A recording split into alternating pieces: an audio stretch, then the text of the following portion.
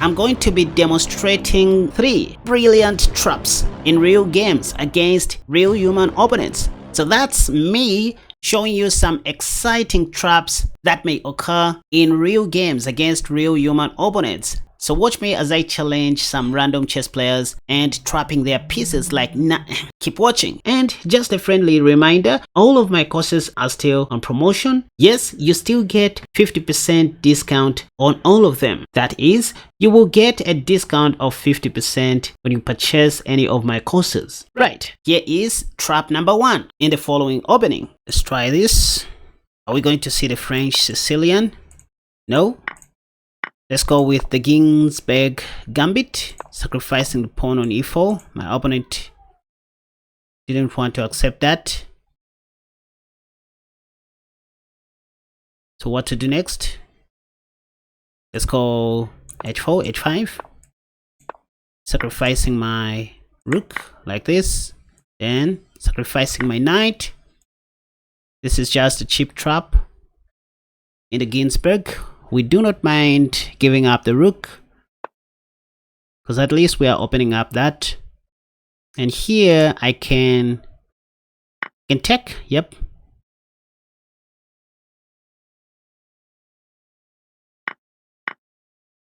The idea is to win the bishop or the rook. There's queen f6 here. Perhaps black should consider playing queen f6. Yep. Now we give a check and win the rook. Should I mess up my opponent's structure? First, we do this. So I'm giving myself an option to take a free pawn. At least I should walk away with a free pawn. And if I want to leave, I should not take this pawn now. Perhaps I should attack. Oh, wait a second. There's a simple trick here. I might win the queen, or I might pin the queen. My opponent saw that.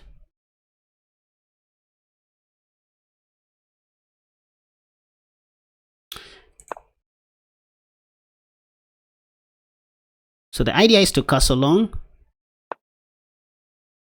or attack the queen.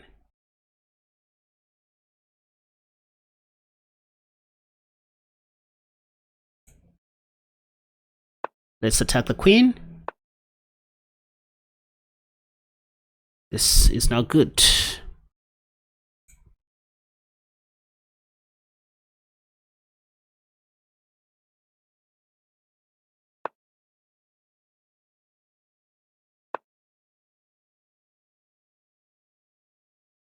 I don't believe in this.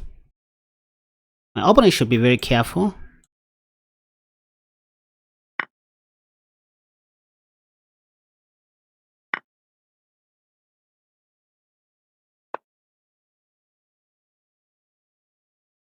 And I don't need to be careful. On the next move, I'll win the rook. My opponent just resigned. I hope you learned that beautiful trap, you guys, in the Ginsburg gambit. By the way, the trap from here goes as follows. After playing bishop c4 like I did, if black takes on e4, you can simply take on f7, and after king takes, you go queen d5, queen h5 check, so that after g6, you give another check on d5, queen d5 check, and win back your piece. There are some instances where some people block with their last squad bishop, forgetting that there's queen takes e6 check, and checkmate is now unavoidable. After knight takes, if you don't want to sacrifice your last squad bishop right away, you can start with queen h5, wanting to take like that. Again, if pawn to g6, you have bishop takes and queen d5, or just queen d5 right away. In this position, a lot of people play pawn to e6, I guess. Now after this, you can simply go bishop b5 check, so that if bishop d7 is played, this is when you take on e6. There is a variation where black can play queen e7. We'll look at that. But just in case they give you a check, queen a5 check, it is time for you to start celebrating due to bishop d2. This is an attack on the queen, and if they think they can take the last squad bishop, you have knight c7 check. That's a discovery. And if knight takes, again you have bishop takes d7 check. That's a cool discovery, and black loses the queen. So what if black plays queen e7? I mean, after you sacrifice the knight on e6. If queen e7, you can start with knight c7 check if you want, but the safest is to go bishop takes, so that if king takes, you go knight takes. This comes with check, and after rook takes, you have enough time to secure your king. Let's say if they don't take with the king right here after bishop takes, what if they take with the knight? Again, you have enough time to secure your king like this. This is check, by the way, king d8, and now, most importantly, knight d5. A lot of white players don't see this move. Any discovery that black does, such as knight c3 or knight that, you have knight takes. So let's just say knight g3 check. This is discovery check, right? So you have knight takes e7. This is the right move to play. And after knight takes, you just come back knight d5. Even though you have equal number of material, your pawn structure is better than black's pawn structure, as you can see. So from here, all you need to start doing is exchanging big pieces, but not pawns. You keep pawns for the end game. You see, in the end game, we play with our kings. So you want to exchange pieces strategically so that black remains with this weakness on the center. And that's how you win this. Off we go to trap number 2. Let's see how that will go in the following opening. This is the French defense. Let's play the Steiner variation with queen a4 check. The auto snap is where we put the queen on b3. Okay, I guess we're going to see bishop c6 or something like that. This is what most people are playing nowadays. But if pawn takes, I have bishop c4 and black is going to die in no time. I do not understand this because I can just take, right? You can also take that. Let's just take like Carlsen's up, Carlsen's chess up.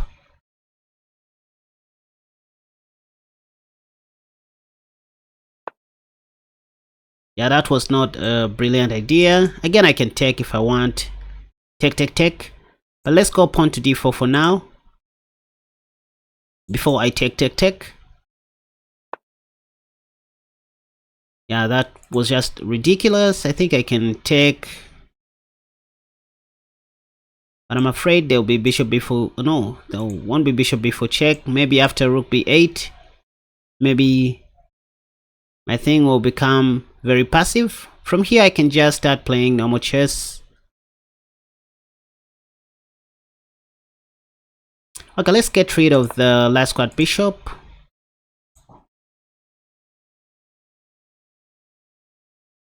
Also developing my piece in a way.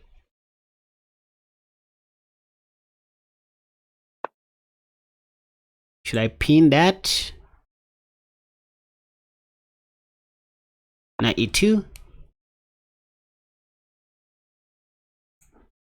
I need to be fast. Pin the knight.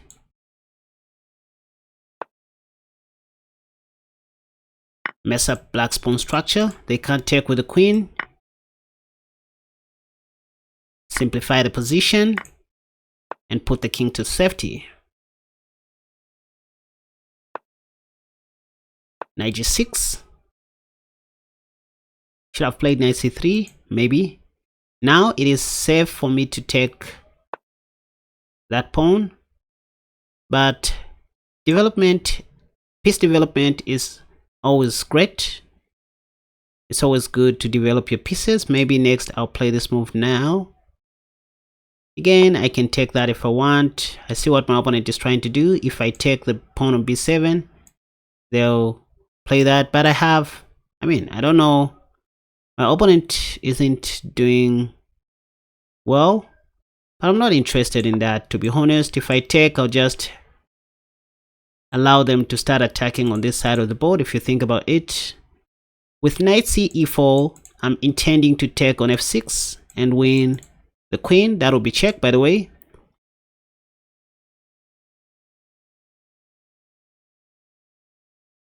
This also kind of paved the way for my queen.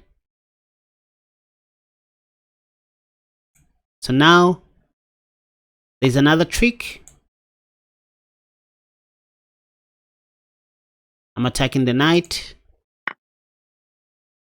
but all I wanted was to put my king's knight, or rather my queen's knight, on f5. So there's check. Okay, my opponent saw that.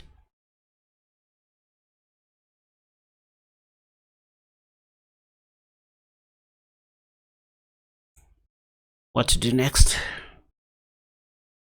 To checkmate my opponent very fast.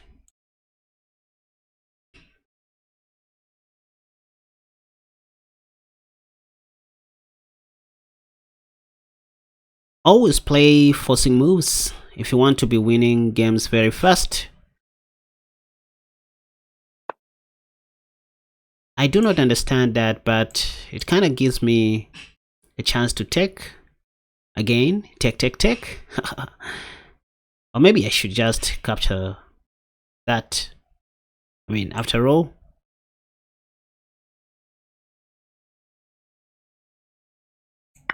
let's give a check.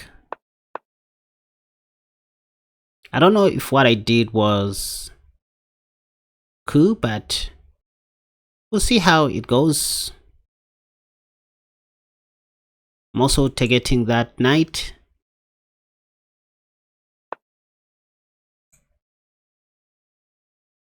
Yeah, this is what I meant. I wasn't sure about that move, to be honest. But I guess I'm still fine. I can attack.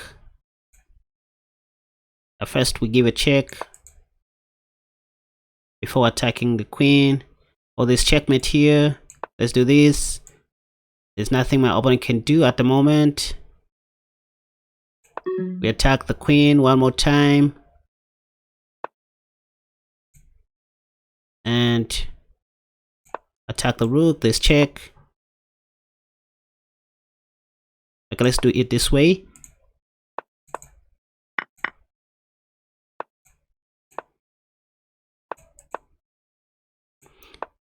And my opponent is running out of time and ideas, but I managed to checkmate them before they could run out of time. Okay, amazing stuff. That was a very shaky game featuring the Steiner variation, against the French defense. Now time to learn about opening trap number 3 in the following opening. Okay, so let's see if this is going to work. I'm going to play the alien gambit. If knight f6, here we see knight b7. I remember covering this as well. So the idea is still to go knight g5. Okay, so now I'm thinking of knight e6. But yeah, I can still take on f7. So this will still be the alien gambit. I remember saying something like, don't play bishop c4 check in this position. It will just be a 1-0 move.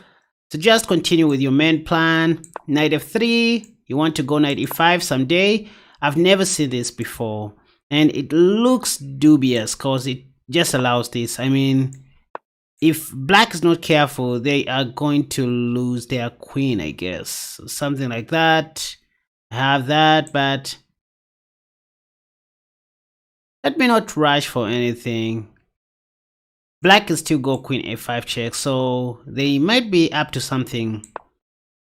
Always remember to cast short. I could have played knight g5 check if I wanted, but just thought that was going to be a 1-0 move. Now this makes a lot of sense since I have, 96 check. Remember this move that I was talking about in the intro? So this is how you develop a good board vision, you guys. And that was the alien gambit. Now check this out, you guys. If you want to learn more about these kinds of tricks or similar opening ideas like the ones I just shared, you can watch this video that has popped up on the top left. Another video that I highly recommend you check out to skyrocket your rating is this one that has popped up on the top right. But if you love gambit videos, you can check out the video that has popped up on the bottom left. And if you are a lover of chess traps like myself, feel free to click on the video that has popped up on the bottom right.